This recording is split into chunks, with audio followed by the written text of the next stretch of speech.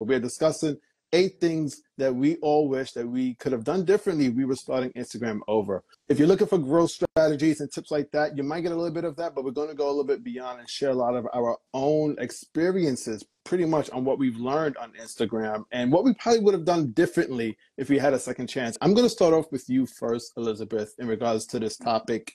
If you can, please name something that you wish you knew before starting Instagram. Speaking as a business owner, as a person who was like, ooh, I see opportunity here in marketing my business and getting in front of more of my ideal clients. In the beginning of creating my content, I made this classic mistake of creating a lot of me content. And as a studio owner, what I mean by that is if you went to my dance studio page at that time, we were at 650 followers.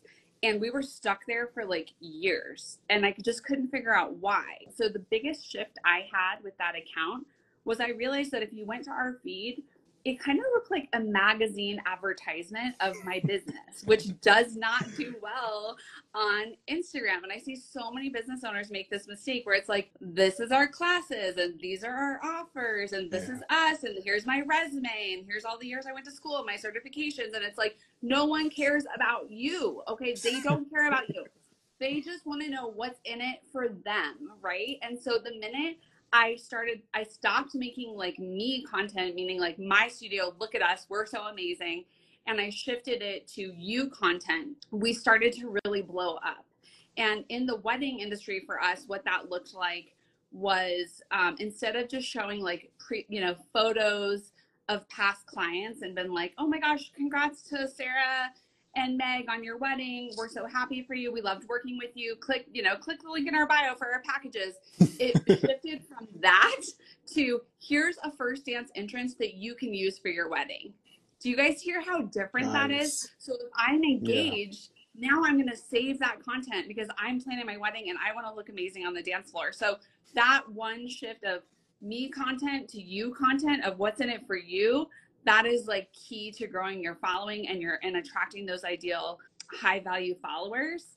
And I wish I had known that from the beginning. It would have saved me so much stress. That is a very key element that I think a lot of people have to learn just pretty much from experience and hopefully from those that are watching now, learning from our own experience to do better and make that change if you aren't. If you do have content that's more about yourself, listen to Elizabeth and make that small change to shift it towards your potential customers, your leads, and it'll make a big dynamic difference in regards to who will be engaged with your content.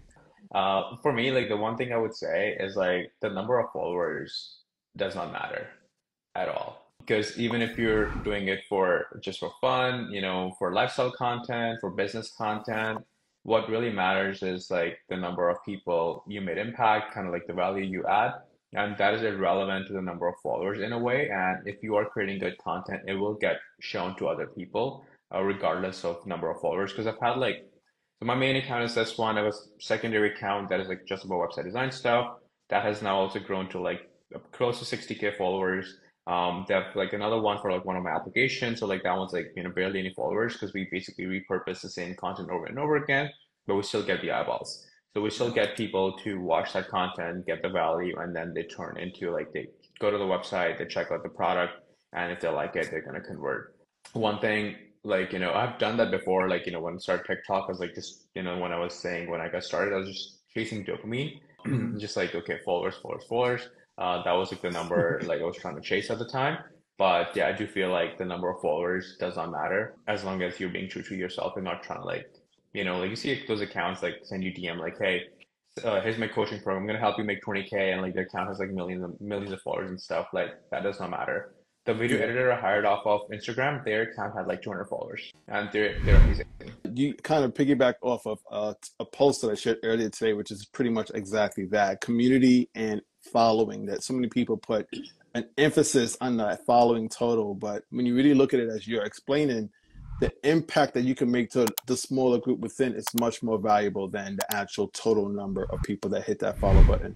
Mine's a little bit more strategy based in the sense that I started over now. I would organize everything really strategically in the sense of organizing my DMs, because once you get to a point where mine are, like I struggle to catch up with the organization of them, having the general and primary folders, having the flag, having that definitely organized. Start when you are starting out to grow, like start then, because coming and backtracking is difficult.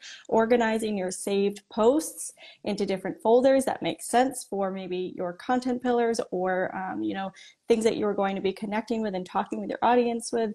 Organizing your post ideas, just having an organization system is so key. So start before you think you need it, because once it comes, it can come really fast. I want to talk about one that I actually got into a little debate today on Threads about with somebody. It wasn't a heated debate, but at least not from my side. I left the conversation after I realized it wasn't going anywhere. I want to talk about the idea of virality. I have to say, in the beginning, when I first started on Instagram, I was chasing the idea of viral posts. I wanted my posts to reach, X thousands of people when I only had like 100 followers. And, logically looking back, it didn't make any sense, because even if it did go viral, what was it really proving? What was it doing?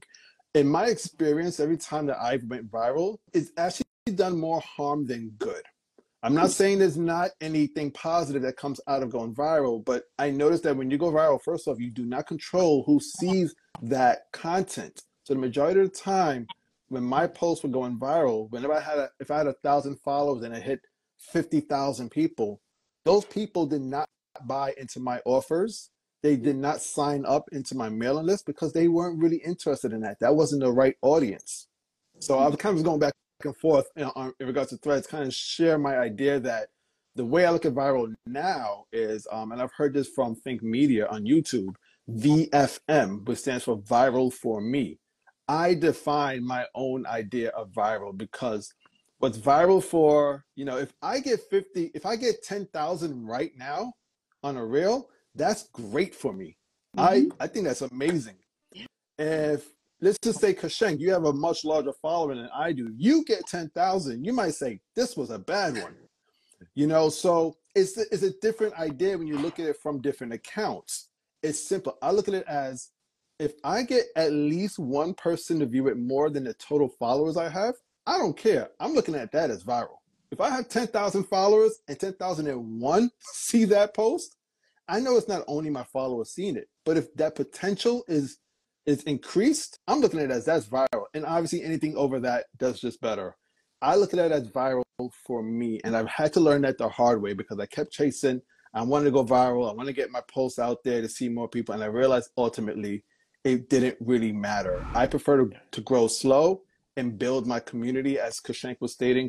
Build your community instead of just focusing on the followers. So that's something I've had to learn the hard way. If I had to go back, I would practice that same thing. I love that too. I want to chime in here, because I was on a coaching call this week with my clients, and what I told them is, yes, there's key performance indicators, right? KPIs, where you can run a report in your professional dashboard and see your analytics of accounts reached and accounts, follow and engagement and all that. But what I told them, I said, your mindset is actually one of the most important things in terms of like showing up and creating for the long haul. And so what I told them is, you need to create your own metric for success, which is exactly what you just said, right? Like I told them, if you normally get 100 views, and then you post something and it gets 200 views, what a huge win for you. Like celebrate that, right? Instead of just always like the carrot on the stick. So I love what you said about that. It doesn't even relate to the number of followers you have. It's just about the market size for the content. Like, for example, let's say if Meg wants to do a post, like, how to use the internet and be on live while there's a storm outside. Like, that's only gonna like appeal to a certain number of people, versus like, her regular content about like social media for like, more broader audience. So even for every post, it really depends on like how big the market size is. And that's how like, and what percentage of that you're actually reaching out to. With your content. So I think that kind of plays in as well, where you're like comparing, if you want to compare the numbers for like a viral post versus like a non-viral post, you also have to think about like the market size. I think we wrapped up quite a bit. I hope you take those notes and step your gram up. That makes me wonder, like everybody here on screen and everyone in the audience, do you currently organize your DMs, or are they're here?